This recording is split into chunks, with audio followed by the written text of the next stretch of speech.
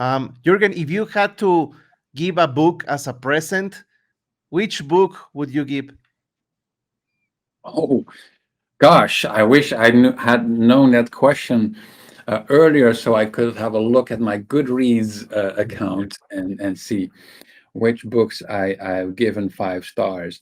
But recent books that I read, one is Dynamic Reteaming by Heidi Halfand. She writes about the idea that, and I agree with that, that there is value in allowing people to move around from team to team, because that is helpful for their personal development. It is good for organizational agility, for knowledge to spread around.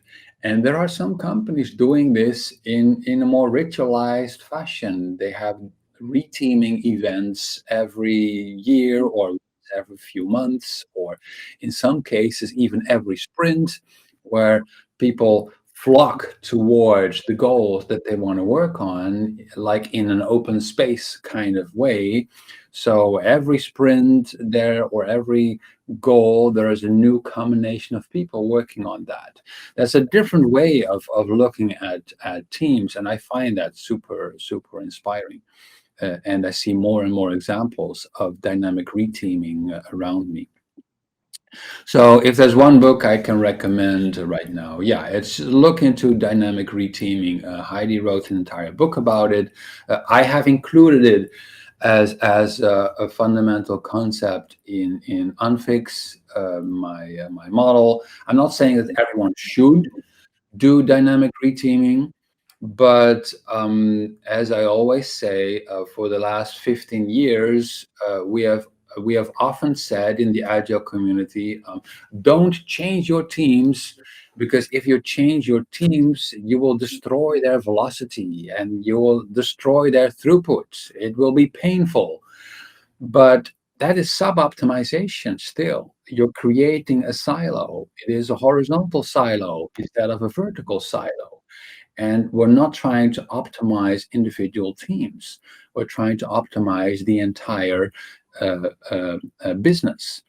And it is okay for velocity of a team maybe to drop a little, if you allow people to have a greater employee experience and allow them to move around, because then the net effect for the whole organization is positive, as they found out at Redgate Software, for example. They have blog posts about their dynamic reteaming, and people love being able to choose different teams every now and then.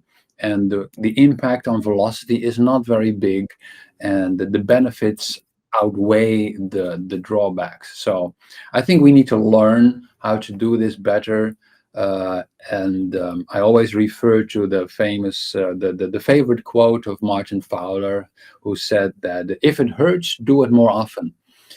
And he used that quote for releases, right? The software releases, and then but that has resulted in continuous deployment. Ultimately, we have learned to deploy software more and more often and make it painless. Well, I think we can apply the same principle to reteaming.